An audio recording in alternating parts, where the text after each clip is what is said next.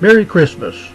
My long-standing Christmas tradition, going back many years now, is that the Christmas season actually starts on November 1st and runs to the Feast of the Epiphany on January 6th. And the reason for that is I'm all about making the most of the good things in life as best you can. And the Christmas season is in many respects the most wonderful time of the year.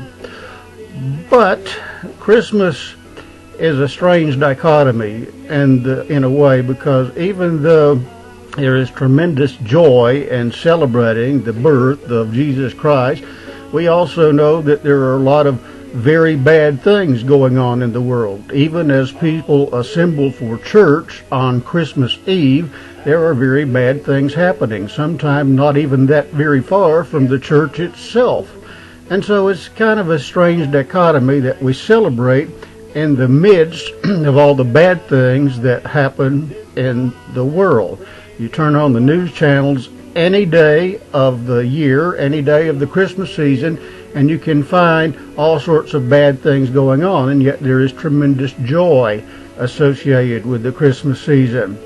Now, 2020 has been a very difficult year for many, many people.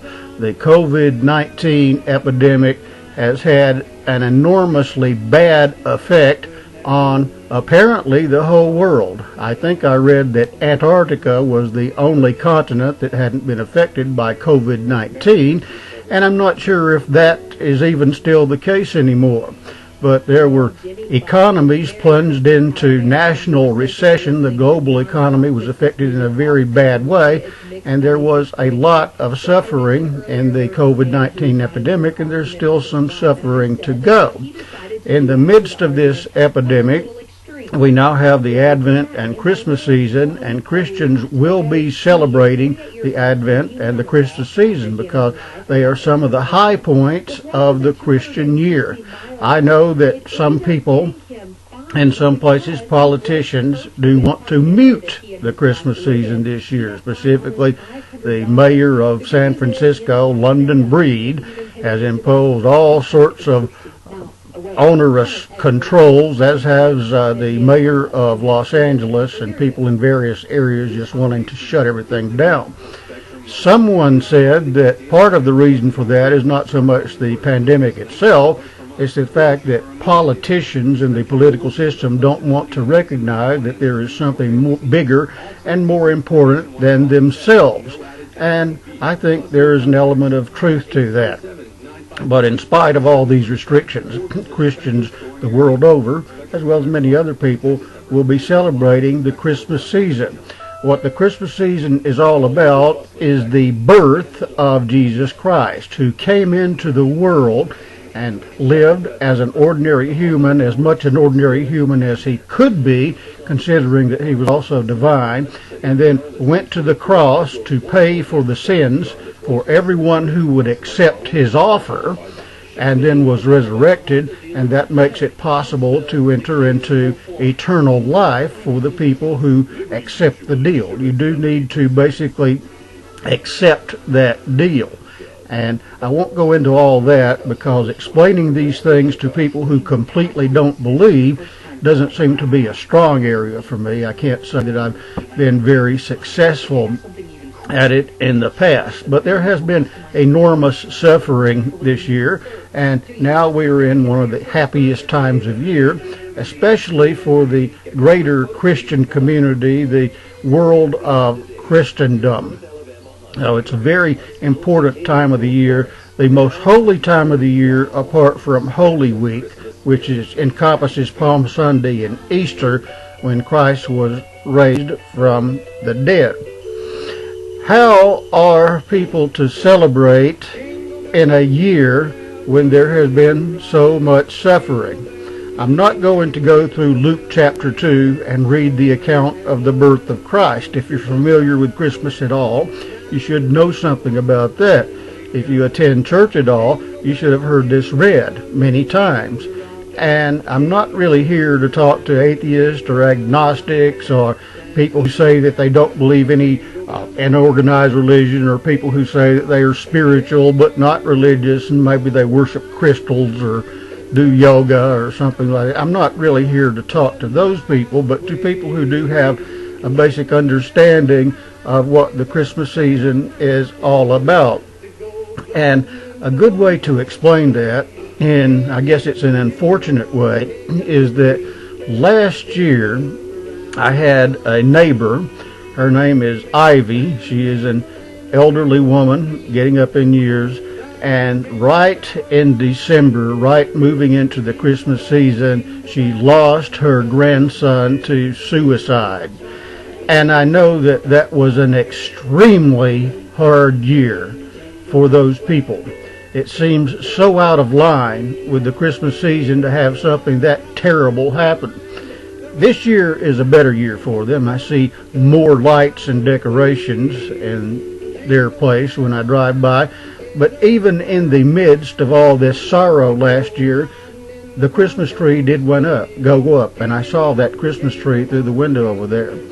And the obvious question would be, in the midst of all of this pain and suffering, loss of a grandson by suicide, how could she possibly observe the most wonderful time of year? Well, the answer to that has to do with the fact of what it is that we're celebrating, what the Christmas season actually means. Do you know why the Christmas tree is an evergreen? Why it's an evergreen tree? It's because it's green all year long. The leaves don't fall from evergreen trees in the fall. Evergreen is a symbol of eternity. And as much as we enjoy the good things in this life, the evergreen is a symbol of a future life in eternity that far surpasses anything in this life, a new life in which all of the sufferings of this life will be effectively erased. I'm not really big into Southern gospel music. That tends to be more for evangelicals and people like that, but there's this one song that talks about all the problems that you have known, they will all be gone in that future life in eternity. So Christmas is really more about the future than it is about the past or the present. Now, we all enjoy the wonderful aspects of the Christmas season, the fact that people tend to act nicer, the fact that you have all these wonderful lights and decorations and gift giving and feasting.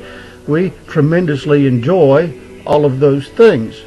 But those things are merely a shadow of the life to come. It's the life to come that really counts more than anything, that future life in eternity. And God sent His only Son so that He could die and pay the sins for humanity and then be resurrected, and then that everyone who accepts His generous offer of salvation will experience a wonderful life in eternity. So when we celebrate the season in the midst of bad times and grief, what that is a statement of faith looking forward to the future, that future life in eternity. As human beings, we focus on our present condition because we are physical. We feel pain. We feel physical pain. We experience chronic illnesses. We feel emotional pain. I've had some of that this year, and yet I also recognize that it's very important to celebrate this season as best I can because of what it represents, the evergreen tree, the future life of eternal joy and happiness. And as I said, I start the season on November 1st. The trees and decorations start going up. My celebration doesn't necessarily coincide with the church or liturgical celebration. In the Christian church calendar, first you have the Advent season, which runs typically from the last Sunday in November or the first Sunday in December until Christmas Eve, and that is the Advent season. And then you have the official Christmas season, which runs from Christmas Eve until the Feast of the Epiphany on January 6th. But these two seasons are very much connected. So in a sense they are divided, but you can also consider them one whole. And so that's the liturgical celebration. But in addition to that, I have my own celebration that runs from November 1st through January 6th. And lights and decorations go up on November 1st, and they don't come down until January 6th. That's part of making the best of the good things in life. And I know there are some church folks who don't agree with that. There are some church folks who think that Christmas trees and such should go up on Christmas Eve and come down 12 days later. Well, that minimizes the whole thing. And I don't, in my personal life, make a big separation between Advent and Christmas because they are very connected anyway. But what it's about is God's gift to humanity, to people who will accept His offer of salvation and experience that future life that surpasses this life in eternity. And that's how you celebrate in the midst of hardship. You may not really get to celebrate the way you want to, but you celebrate the best you can. You do at least recognize the season and what is important about it. Well, I have mentioned about our firm moving completely and all of our people to Costa Rica. So that adds a bittersweet element to this Christmas season, our last in the continental United States. Likely, I don't know if we'll ever be back or not, because some bad things are going to happen in this American society in the future, and evidence of that emerged on our TV screens last summer. And so we all felt very strongly that we needed to just basically get the hell out of here.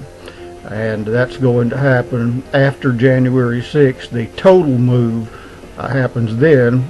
We're very much prepared for it. The actual decision was made early November, and so preparations have been underway all that time to shift equipment and people. And it's not just the people who work for us, but their loved ones as well, because this is likely a permanent move.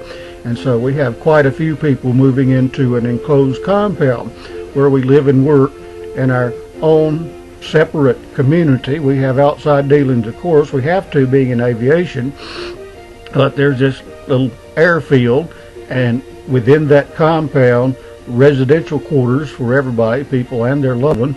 And we're going to live as a little expat community, probably for a very long time, maybe permanently. But a lot of effort has gone into making sure that people feel reasonably safe and can be happy, and it will work for us. You know, I don't think there's any doubt about that, the fact that it will work and people will be happy. Costa Rica is a wonderful country in many ways, and in some aspects it's a much more religious country in the United States, and I certainly see that as a positive. The problem with religion is there are so many hypocrites. And the hypocrites exist not only as laymen, but also as clergy. And the problem people have is distinguishing the truth from all that hypocrisy. But in spite of all the hypocrisy, there is truth there. So what you have to do is not get too involved with people who may be brazen hypocrites, but just understand the truth for yourself and try to live it as best you can. That is very, very difficult, I know, but my approach is not to get too involved in the church, because I know that churches are full of hypocrites. But that doesn't take away from the truth of Jesus coming into the world in a manger and paying for the sins of mankind, all who would accept the deal, and then opening paradise, that future life in eternity. That's what Christmas is all about. And there will be plenty of feasting and celebrating here. I can promise you that, with the inner circle and with the firm. Well, I guess that's about it for this year. I've explained it, I think, as best as I can under these circumstances. So I will simply end by saying, wishing you and yours a very Merry Christmas and good luck in the next year, because you're going to need it. Have a very safe, happy, and Merry Christmas.